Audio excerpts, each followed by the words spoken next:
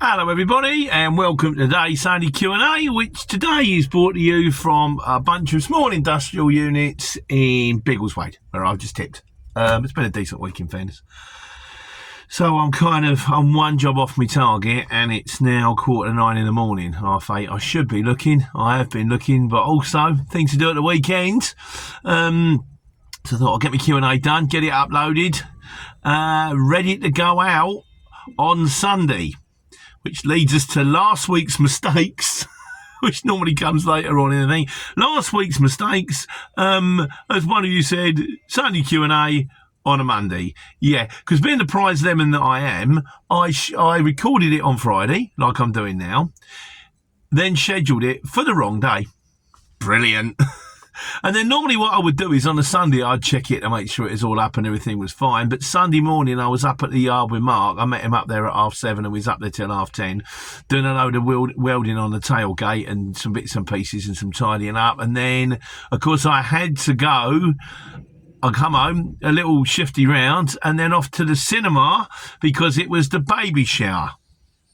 Because I'm going to be a granddad. As I said at the end of last week's video, so which leads us on to Jackal says, because 51 days today, I've got the app on my phone. Jackal says, congratulations, Grandad. Mickey says, congratulations. Ken Warburton, great to hear your news, soon to become a granddad. Yeah, I look like I should have been one like years ago. I like Uncle Albert. All right, son, join the war. All right, son. And Cook Racing says, great news about your grandson. It sounds like you're going to be a top granddad. I'm going to try.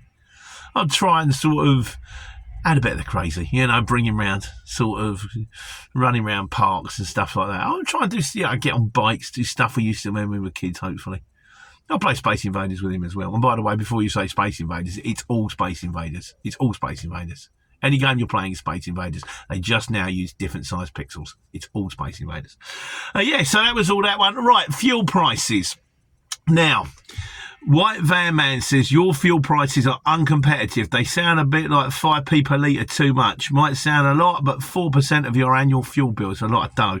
I think part of the problem I've got is my fuel prices, by the time we get them on here, are out of date. As he said, my prices for the week, key fuels 107, drive car fuels 107.11, 107.49, Watson's 108.48. That's interesting. Watson's come up a bit too down. Right, and also Amos Moore says, I'm thinking of getting a fuel card, getting hounded and pressured by UK fuels. Don't fancy them. Can anyone recommend anyone decent, please? Watson seemed to come out pretty good, to the stage that I have rung them and I said, look, I've got this fly buzzing around my head. Lots of people say you're good and all this kind of stuff. I spoke to the guy, Jack. I think I'm getting a Watson's card as well now. Now I've got, who have I got? I've got UK Fuels, got 3 cards with them, the BP, the Shell and the UK Fuels card. I've also got a UK Fuels card with Express Fuels, and I've got a Shell card with them, and I've got a BP card with the fuel card services who are now Motiva, and I've got Watson's coming. But what I think I'm going to do, because as I said earlier, because they're out of date. So, welcome to a new regular feature of the show, which I have entitled Thwft. You want to hear that again? So, video's going out, a regular video called Thwft. Now, Thwft stands for this week's fuel prices. And what I intend to do a video on a Monday morning, because I'm recording this now, and it's like 8 o'clock in the morning, and over the space of the rest of the day, I will get emails. I also get emails from FleetMax. I used to have FleetMax, and then when I started at the beginning, I couldn't keep up with the bills because things went wrong with a lorry, and 60 days before you get paid. Please don't reverse into my truck. No, that's all right.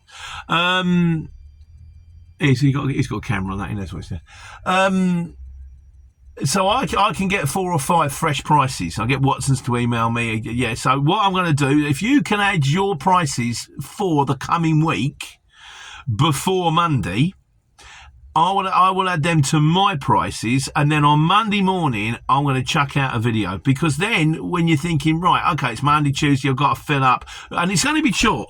Yeah, I might do it as a short. I might spin the phone round. I'm not quite sure. But That way you can go, right, I've got to fill up. Who's paying what? And also, we might have a little competition at the end, which is, I'll give you all, because some of these prices are fixed prices. There's a video coming up about this, actually. Some are fixed, some are on a ratchet. And anyone on a ratchet will go, who's got the lowest and who's got the highest on the ratchet. We'll see. It will evolve or it won't. It will work or it won't. Worst case scenario, I just want to bang out a 30-second, 1-minute video going, right, this week, Watson's are this, Motiva is this, Fleetmax is this, and you go boom, boom, boom, boom. And the other complicated thing is when they send the emails through, you might be able to help me with this one for the wise guys. They go, well, this is core, and this is non-core, and this is bunker, and this is diesel, and this is the Shell diesel, and this is the BP diesel. And I'm like, well, where do I go with this? So I'm going to have to learn to decipher it a little bit. You might be able to help me with that one. But it may evolve. It will work or it won't. We'll see. But so looking forward to Monday's video of Thwoof. You get the t-shirt printed. Thwoof. There'll be somewhere, but I'm thinking of another 4-letter word beginning with TW, but it's not Thwoof. Anyhow, so that's where we're at with that one. So this week's main video was on flasks. I've got one going on here. But there's one going, you would have seen the one that's going out yesterday. This is the new flask, this is the brew. The only thing I don't like about it, I've had this a little while now, do love it, it's brilliant, it works, it's the right thing, it's got a little flat bit there, which makes it ergonomic. What I don't like, this bit on the top is plastic. This is dishwasher safe. This bit isn't. You see, like already we got a little tiny line. Now that's nothing really, but I had them long. And that means that I have to put that bit in the bowl, whereas that goes in the dishwasher. And I wish the whole thing was dishwasher safe. Other than that, they're brilliant. I love them. Very good. Solo Nick says, cold coffee, frappe, cold tea like a Cornish miner. Normally pretty much. So they're normally lukewarm by the time I've finished the last dregs of the second one. So green for tea, blue for coffee. Blue for coffee. There we go. For coffee. What if that'll get picked up by Google? So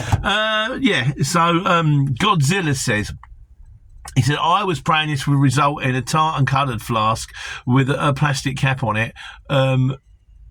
Always the correct... he said, always... Hang on, because I've got this on. I haven't printed. My printer's not working. I'm doing it for the iPad. Always tasted correct out of the wet grenade you will carry around. I don't know what that means. I don't know. No sense. But good to speak to you, Gods. How you going, mate? Lee, mate, I'm going to ring him. I haven't spoken to him for ages. He said, I've been using a stainless steel Contigo Lux Auto Seal travel mug for the last 4 years and it hasn't gone rusty. I only put fresh ground coffee in it. I've also fallen over many times and it hasn't leaked once. I don't know if that was rust on the Yeti or whether it was like just got stained over time, because they do seem to stain. The thing is, it just proved to be too... I was trying to make it fit a square peg in a round hole. It was too big, and as a result of which you'd end up drinking too much. It means I got a toilet too much, and I had a special bag to carry in. These ones are just the right amount. They fit in the front of me leather bag. I'm good to go. So... Hong Kong Fooey says, my Satbucks flask not rusty in the years I've been using it. Another good one there, potentially. CB Logistics says 13 fluid ounces, that's 15 pints. That's a big flask. Once again, that'll probably go on last week's mistakes. No, I can go on last week's mistakes. So, there we go. Right, the wise guys this week. Ian Whiteley says, this is hi Pete, great job on the repair. Oh, now this is, I've done a repair on the curtains. He said, don't suppose you can remember the company in Grimsby you bought a repair tape from, do you please?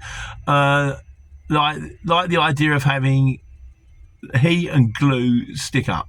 Cheers, Ian. I haven't bought another heat gun because I've got to do mine. I normally borrow Ian's because it's a 24 volt, but you don't need a 24 volt. A 12 volt heat gun used for stripping paint is enough. And I've got a few minor tears and I've got some spare curtain. I'll have to sort of heat that one up. But I can't remember the company in Grimsby I bought the curtain fabric from. So if anybody knows, can you let us know? And I shall pass that one on to Ian Whiteley. Brilliant. Which brings us to this week's miscellaneous. Nightstorm says, he said, we're on vans. Oh, yeah, right. The problem with most vans now is they have wet belts. Why would you put a timing belt in boiling hot liquid and underload is beyond me.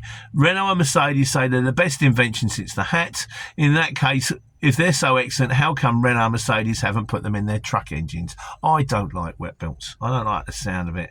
I was going to do a video on wet belts, but the thing is, I kind of realised I know nothing about them. I'm not a mechanic.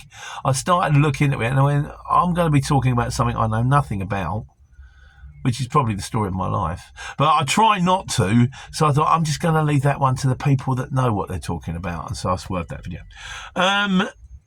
Citroen Dispatch, what's this? Hang on, so what we got here? Dina Casper says the 1997 Citroen Dispatch, awesome van, none of this AdBlue rubbish, although he doesn't say rubbish. I think it just comes down to the individual when it comes down to vans. I always liked a Sprinter. I always think Transits are workhorses.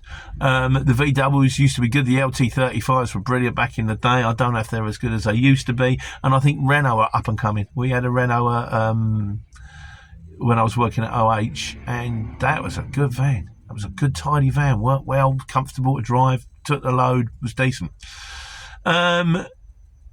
Chris Stock says, he says, you're right, but this is to do with the formula on taking money on the CX, another video which I've got to record.